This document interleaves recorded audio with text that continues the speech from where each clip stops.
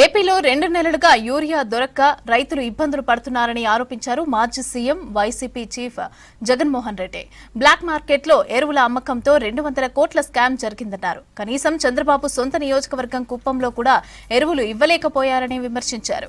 రాష్ట్రంలో ఉల్లి నీకికి గిట్టుబాటు ధర లేదని చెప్పారు. ఇక రైతుల ఇబ్బందులను కూటమి సర్కార్ పట్టించుకోవట్లేదని మండిపడ్డారు జగన్. స్వామ్యయుతంగా గొంతు విప్పే పరిస్థితి ఈరోజు లేదు. రెడ్ బుక్ రాజ్యాంగం అని అంటా ఉన్నారు. ప్రజాస్వామ్యయుతంగా గొంతు విప్పితే ఆ గొంతును నలిపేస్తా ఉన్నారు. ప్రజలకు అభివృద్ధి లేదు, ప్రజలకు సంక్షేమం లేదు, రెండే లేవు.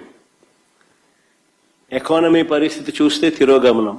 ఎరువులు అందని పరిస్థితి కనిపిస్తా ఉన్నా కానీ, ఎరువులు దొరక్క రైతులు అగసాట్లు పడతా ఉన్న పరిస్థితులు కనపడతా ఉన్నా కానీ, ఏ పంటకు గిట్టుబాటు ధరలు రాని పరిస్థితి కనపడతా ఉన్నా కానీ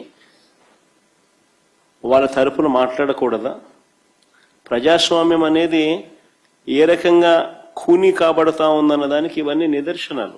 మీరు గన ఎరువులను అందించాల్సిన ఎరువులను అందించి ఉండింటే అసలు ఈ పరిస్థితే ఉండేది కాదు కదా. ఏ రైతు రోడ్డెక్కే పరిస్థితే ఉండేది కాదు కదా. మీరు స్కాములు చేయకపోయినంటే ఎరువుల విషయంలో ఈ పరిస్థితి వచ్చి ఉండేది కాదు కదా. రైతులను ఈ మాదిరిగా ఇబ్బందులు పాలు చేస్తూ, రైతుల జీవితాలతో చెలగాటలాడుతూ స్కాములు చేస్తా ఉన్న ఈ పెద్ద మనుషులు అసలు మనుషులేనా అని అడుగుతా ఉన్నా. చిత్తశుద్ధి లేదు, తాపత్రయం లేదు ఈ మనిషికి.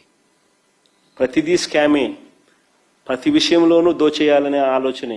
ఇవాళ ఉల్లి క్వింటాలు సగటు ధర 200 నుంచి 400.